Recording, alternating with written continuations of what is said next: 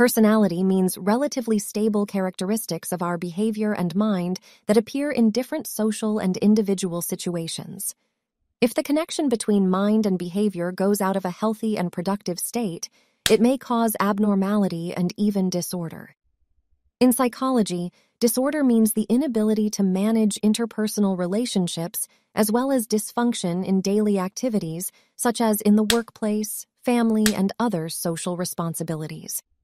According to the classification of the American Psychiatric Association, psychological disorders are divided into treatable and treatment-resistant categories. Treatable disorders include depression, anxiety, obsession, sleep disorders, eating disorders, etc., in which the individual is largely aware of their existence but does not know how to cure themselves.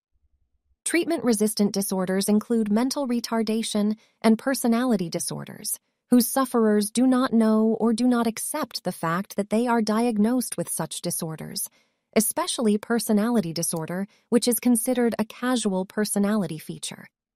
Sufferers usually do not accept that they may have a problem with their personality. People who are diagnosed with a personality disorder usually do not see a therapist by themselves, or if they do, it is because they are upset with the behavior of the people around them, and they blame them. Their family, friends, or colleagues may also have noticed problems in their behavior and advised them to consult someone. Another situation in which personality disorder goes under treatment is when a person sees a therapist for other major problems such as depression or anxiety and obsession, and their therapist notices underlying problems in their personality while treating the person.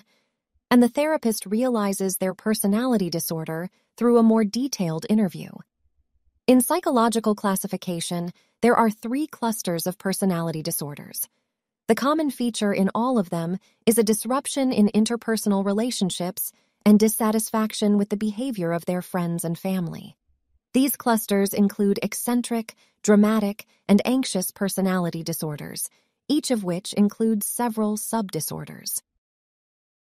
Cluster A, eccentric personality disorders or ODD. In this disorder, which is also known as a delusional personality disorder, diagnosed people with suspicion and pessimism think that others are interfering with their work and intend to harm them. As a result, people diagnosed with this disorder try to avoid people or prove that they discovered others' intentions. The specialized titles of disorders included in this cluster are schizoid, schizotypal or delusional, and paranoid or skeptical. Cluster B, emotional personality disorders or dramatic or erratic.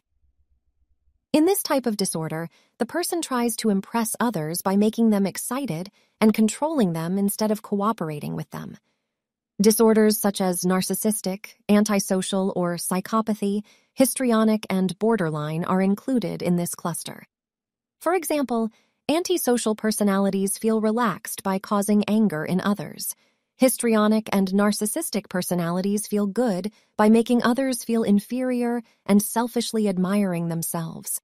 And finally, borderline personalities create a false feeling of a relationship by making continuous feelings of love and hate in others and themselves. It should be concerned that antisocial and borderline disorders may go as far as physically harming others and themselves. Cluster C, anxious personality disorders or fearful. This type of disorder refers to problems in which a person is striving to avoid being anxious or clings to others, or in contrast, avoids them. Obsessive-compulsive, avoidant, and dependent personalities are included in this cluster. Obsessive-compulsive disorder consists of people who have severe doubts about making decisions and complain about irregularities of life all the time. Avoidant personalities are always waiting to be invited and be taken into participation by others, and dependent personalities tend to cling to one person, thereby not having any need for more social interactions with others, and if the person neglects them a bit, they will suffer severe distress. It should be concerned that personality disorder cannot be diagnosed just by observing problematic behaviors, and the diagnosis is only possible after an in-depth interview, which must be done by a professional therapist. The main cause of personality disorders includes genetics, inappropriate environments, and stressful events that contribute to the problematic and incompatible formation of people's personalities after adolescence. Therefore, it is thoroughly wrong to label people with personality disorders before they reach adolescence. The treatment of personality disorders may require several years of constant and continuous psychotherapy, during which people's cooperation and willingness to change will help to improve their behavior. Thanks for watching. For more videos on mental health, please consider subscribing.